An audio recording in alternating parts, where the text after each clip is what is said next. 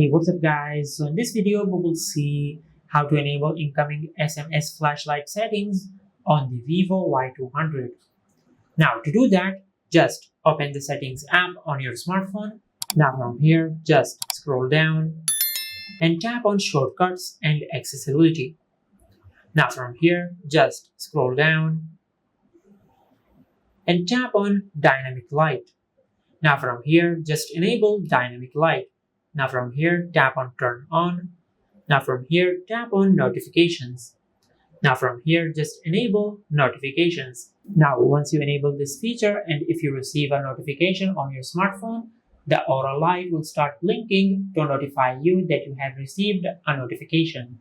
And this is how you can enable incoming SMS flashlight settings on the Vivo Y200. If you found this video helpful, please like the video and subscribe to our channel and hit the bell icon to get notified when we upload a new video.